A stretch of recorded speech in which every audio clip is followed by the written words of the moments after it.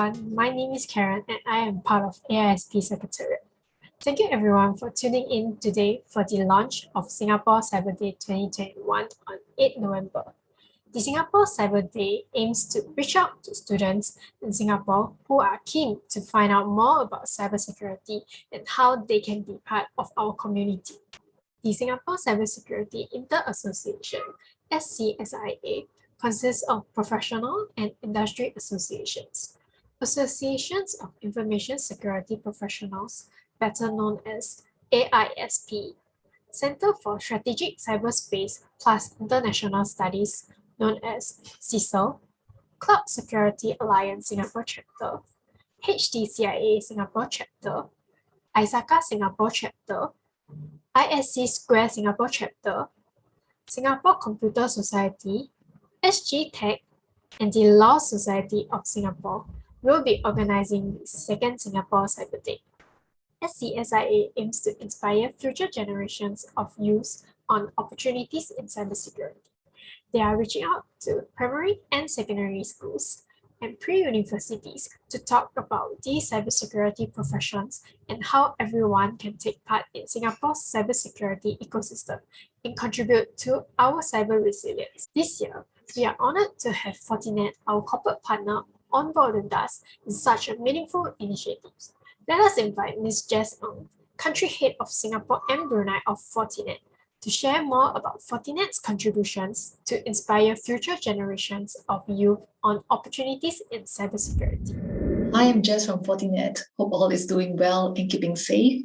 Thank you, AiSP, for this opportunity to be part of the Singapore Cyber Day 2021. And we are honored to be supporting you in your cybersecurity initiatives across Singapore. Fortinet, as a global leader in cybersecurity, our mission is to secure people, devices, and data everywhere. As part of this mission, apart from protecting the enterprises and local businesses from cyber threats, provide free trainings to close the cybersecurity skill gap globally, we're also committed to educate the local community, especially the children, on good cybersecurity hygiene and internet safety.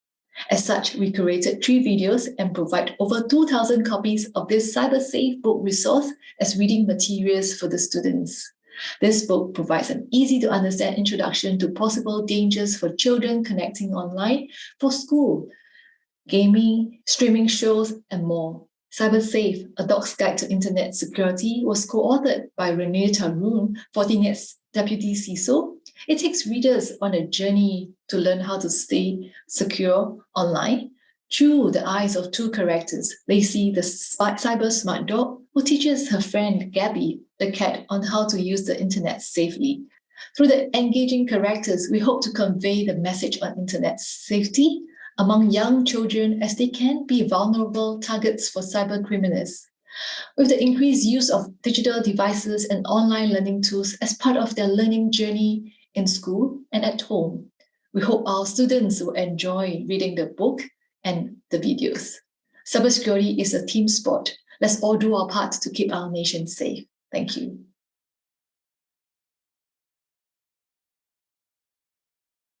Thank you, Jess, for your sharing. Together with Fortinet and SCSIA volunteers, we have prepared some interesting content for the primary and secondary students. Singapore Cyber Day will be split into 2 segments.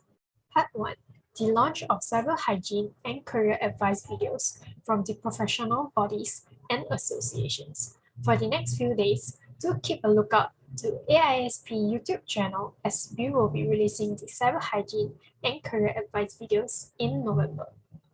Part 2.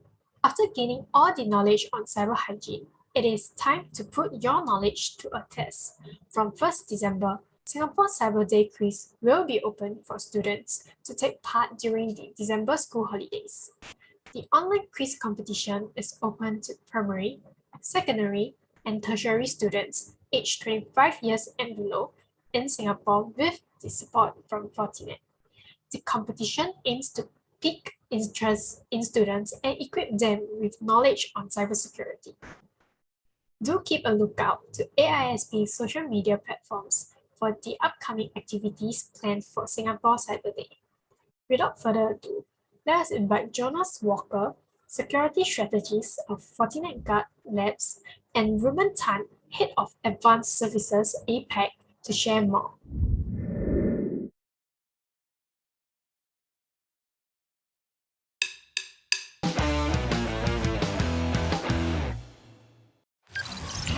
Whoa! Hey everyone, my name's Elliot. Today, I'll be taking on a journey to discover what it means to be a cybersecurity professional and also what it means to stay cyber safe. Cyber Chat is a 3-part series, and today we're going to be joining 2 cybersecurity experts. Whoa! Hey, what's up guys? Maybe you guys can introduce yourselves. Yeah, for sure. So my name is Jonas. I'm in Singapore for more than 2 years now, and I work as a security strategist at Fortinet. My name is Ruben Tan, and I'm a homegrown Singapore boy. Been 20 years in the IT industry, and with Fortinet, been here for the last 4 years. So maybe we can share a little bit more about what you guys do for a living now that I understand you do ethical hacking? Wow. Yeah, so the internet is a very dangerous place, and we need to understand who's attacking us and who tries to take advantages of us. So for us, hacking is just a tool like the police carries weapons. We can make decisions whether we use them for the good or the bad. So my job is to figure out what kind of threats are out there and how companies can secure themselves against these kind of attacks. Interesting. And how about you, Ruben? Like, what's the day-to-day like? So for me, it's to make sure that my team is able to help our customers tide through their cybersecurity issues. So it's all about prompt resolution to quickly address whatever threats that they're going through right now, and to provide quick remediation steps and guide them along the way. What are the requirements to do your job? So I think that's a misconception. You don't need to be a super genius to do these kind of things. I think the most important part is you need to find something which you're truly passionate about and which you like to go after every single day. And what do you think is the greatest skill that you need to carry out your job, Ruben? I think the key for me is finding the right people with the right talent to do what I'm probably not so good at, but at least make sure that the ship is heading in the right direction. That's great. So maybe Jonas, you could share with us what drew you to cybersecurity in the first place? Sure. So when I was a kid, I was watching very often movies with computers, with like hacking, and I was very fascinated. These guys always were able to break into different kind of systems, and I wanted to learn it too. I want to learn how I can be a very good hacker. And for Ruben, like, what drew you into the realm of cybersecurity as well? So it was a difficult decision for me to go into cybersecurity because it's a very unfamiliar space. At that time, there was a lot of Internet of Things. We are having a lot of smart technologies at home, and I thought I want to go into a company with huge growth potential. And that's why I chose cybersecurity. I think that's very, very cool. And it's such a very noble thing to do, just to think about how our everyday lives are connected with the internet and cybersecurity. Personally, do you guys have any mentors in the cybersecurity field? Absolutely. So for me, going to the company, I knew I needed to quickly pick up the language. And I was very fortunate to have 2 ex-colleagues working in that company at that time. And by speaking with them, I was really able to have more meaningful conversations with my customer without looking completely blur. That's great. And how about you, Jonas? Yeah, I've been very fortunate as well that I had often people around me who were super smart and helping me out. And I always strongly believe that I'm the average of the 5 closest persons I'm surrounding myself with. So being around someone who really keeps pushing you is something which I highly recommend to everyone. The field of cybersecurity is really confusing sometimes. People want to kind of know how to enter inside of it. But what do you guys study in school? Is it relevant to what you do today? I did study computer science and business economics. I do believe that it helps with my current job, but it's not a requirement to do what I'm doing for a living right now. Yeah, for sure. And Ruben, what did you study in school? I did actually a diploma in accountancy with Singapore Poly, Wow. which was completely unrelated. So very different. Very different. So, when I left the Polytechnic, I wanted to pursue something that I liked. And at that time, I liked computer games. So I thought, back in the days, there was informatics. So I took a very short course and got introduced into the world of computing. And when I finally did my university degree, it was all around networking, which with regards to cybersecurity, everything comes down to the packets, to the bits and the bytes. So it's definitely very relevant. So the whole network of things is I mean, the internet is a huge and wondrous place. Sometimes when I try to imagine if I were to really lay out what the internet is like, it's probably too much for my little brain to handle, right? So I think that's really interesting that you studied something which is very close to what you do today, and you really didn't, but it all came together and you found the skills relevant to how you execute your job. So that's wonderfully cool. So maybe what I'll do is ask them to take us through a day in their life at their jobs. Jonas, what is your typical day at the office like? So the cool thing about security is there's no typical day which is the same like the last one. Every single day brings new challenges, new attacks which you need to prepare against. So it's a very fluid environment where you can adapt based on what's happening in the real life and then implement this in your daily schedule. And since you're helping customers on a day-to-day basis, what does an average day look like for you, Ruben? Yeah, like Jonas, it's very unpredictable because we can't predict when our customers has issues.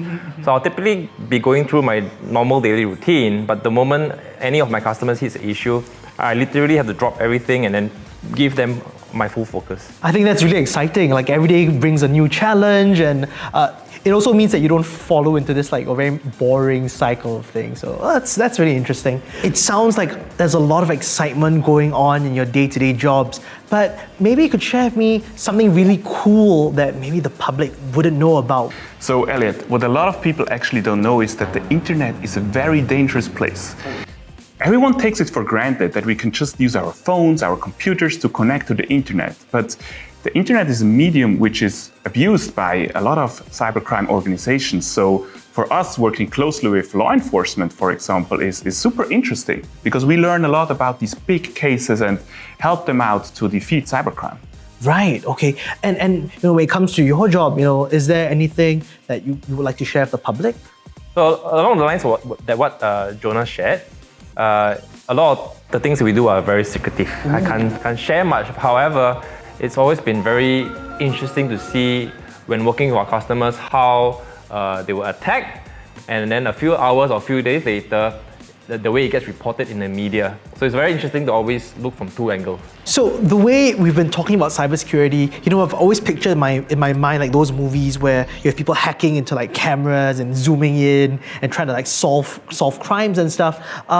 Maybe it's a big misconception, but what are some of the misconceptions you face in your job? So there are a lot of misconceptions indeed, Elliot. And one of them, which I find is super interesting, that a lot of people in IT think you need to study computer science, and when you look at these university programs, more often than not, it's 95% men. But in my opinion, I came across so many very talented women as well who, when you see them for the first time, you would not think they're actually a hacker or like a social engineer and detective, which is undercover. So in my opinion, more and more women should actually find a way into cybersecurity as well. That's really cool. And how about you, Ruben? Like, what do you think is a misconception about your role in cybersecurity? Yeah, before I went into IT, I always thought that you need to be a genius in everything about IT. Oh. And if you look at our company's portfolio of products, that's over 50. It's totally impossible for one single human being to be across all 50 products. So you just need to be strong in a few areas and then work with others who are stronger in other areas. That's awesome. Play up to your strengths, and everyone can do their part for cyber wellness. So now that we've heard so much about the realities of your jobs, and also the fact that we have so many young people watching our show today, maybe if you could turn back time and give your younger self some advice on how to pursue a career in cybersecurity, what would you tell yourself? So if I could go back in time, I would heavily recommend finding out what your true passion is about in your teenager years. And then in your early 20s, if I could talk to myself, I would say, Jonas, go all in. Try to find out whatever you want about this environment, about what kind of skills you need, what you truly love, and then the rest of your life you will always be able to build on that, what you learned in your early 20s. I think that's very valuable. Thanks for sharing that, Jonas. And Ruben, for yourself as well, what would you tell young Ruben? I always believe everything we have done connects us to what we are today. I remember my papa told me, do something that contributes to a solid iron rice bowl. And at that time, it was accountancy. But if I could, change my decision, I would pursue something that I was passionate in, right? And till today, that's what I live by. I'm passionate about my job, and therefore that allows me to show up at work every day. I think it goes to show that it's never too late. Like you did accountancy, but it didn't stop you from even entering this field. So a career in cybersecurity seems really cool and worthwhile for the way you guys are describing it. So thank you for sharing with us today. And thank you guys for watching. I hope you learned a little bit more about what it means to be an ethical hacker, as well as maybe inspire you to pursue a career in cybersecurity. That's all we have for today, but join us in the next episode where we talk to you and share a little bit more about cyber citizenship. See you next time. Bye-bye. Bye. Bye-bye.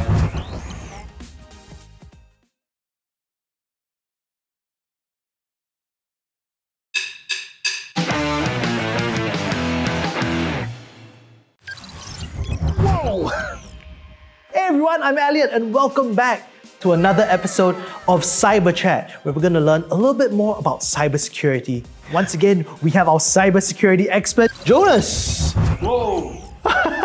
Welcome back. Welcome back. Today, we're going to learn how to be great cyber citizens, as well as learn how we can contribute positively online. So let's jump right into the questions. So, we know the internet is a big and wondrous place, but Jonas, can you explain to me, what is the cyber world? What is it exactly? Sure. So we have the physical world and we have the digital world. And more these places are overlapping and moving together. Being someone who interacts with the internet on a daily basis, many hours, like myself, I do see a lot of advantages coming from the cyber world. And it's important that we know how to behave on the internet and how to use the internet for our advantages. So what are some of the various online places that we can visit within the cyber world? Really interesting question. When I think back about my teenage years, I love to play video games. Yeah, same, likewise. It was always fun, you know, I came back from school, I logged in, I met with my online friends and we were having fun together. On the weekends we were playing for way too long. But it was a really good time, and I think back then there was a strong disconnect, for example, when I talked with my parents about it, because they couldn't understand it. They're like, who are you talking to? What are you doing there? How does it work? Because these people are from all around the world. But I think that's the beauty about the internet. It doesn't know any borders. You can be wherever you want. Same with social media apps. When you travel around, you can stay in touch. You can share information, but also school platforms, especially in times like these where we cannot always go to the schools because for sometimes we need to work from home. We need to learn from home. That's true. So these school platforms, they have such a big impact in our life, and we live more and more our lives part of the internet. And I guess that contributes to a bigger question as to why is it important to stay safe online? I think no matter where you are, I think safety is something very important. The problem on the internet is that sometimes people are not really aware what kind of threats are out there. And there are a lot of different people who have very bad intentions on the internet, and they are hiding behind another computer and they pretend to be someone else. What are some of the threats of the cyber world? And following that, what are some of the benefits of being a part of the cyber world? Let's start with the threats first. You know, I really don't like negative vibes. And a problem on the internet very often is bullying, it's hiding behind a computer and being really mean to others. Yeah. Also sometimes seeing how a certain group acts towards certain videos online and they start engaging as well and they start contributing to this problem. And sometimes people don't realize that cyberbullying, for example, has a lot of consequences. Just because you do it on the internet, it doesn't mean you won't get any punishment for it. I highly recommend getting help if you're ever in a situation where you experience it. Is it, for example, talk to your parents, but also if you see your friends getting bullied online, please step up for them, please help them, and don't think it's cool to be on the side of the bully and engage with them and just hope because you're bullying someone else, you won't be the next target. That's right. I think it's very important, especially because some of these bullies and the troll accounts are hiding behind the screen. Like you can't really tell who they are behind the online persona or the online personality that they have. Definitely. And we all know that from experience, usually these people, they're vulnerable themselves. They're insecure about something. And instead of working on their own weaknesses, it's much easier to point out to others and try to make someone else feel bad. than to help each other out and make a positive environment. I agree. But you know, Elliot, you also asked me about the benefits. Yeah, that's right. Because I think the internet overall is a wonderful place. I grew up with the internet. Same, yep. Honestly, could you think living without the internet? Oh no, I love the internet. It's such I learn on the internet, I find out how to do things. So like a lot of I call it the University of Google, because you can literally learn anything you want there. Definitely, and I think even if you have zero idea how something works, you can go to websites and you put in your question and you find an answer which very often helps you to solve your problem. So the internet is a wonderful place if we use it correctly, and we use it to make our life more convenient, more efficient, and overall help us to have a really comfortable life. So I think that's great. Like there's pros and cons of being in cyberspace and existing within this whole infrastructure of the internet. What do you do when you're served with negative content or someone is, as you say, cyberbullying you? How would you advise people to react and seek help? So a lot of people react different to it. Especially if you're a little bit younger, it probably has a much bigger impact on you because it's very difficult to just be strong and ignore it completely and ignore what others are saying about you. Unfortunately, sometimes people are putting a lot of pressure on you and they try to bring you down. So my recommendation is whenever you face it, try to get help. You don't need to be afraid that they're bullying you even more if you go to your parents or to your teachers. I think it's very important to have these conversations and not just try to hide it and get all the negativity into you, so you will suffer many, many more years afterwards. Yeah. Well, on the flip side, maybe we could share with our viewers here some of the positive ways, maybe 3 tips on how to contribute positively to the internet.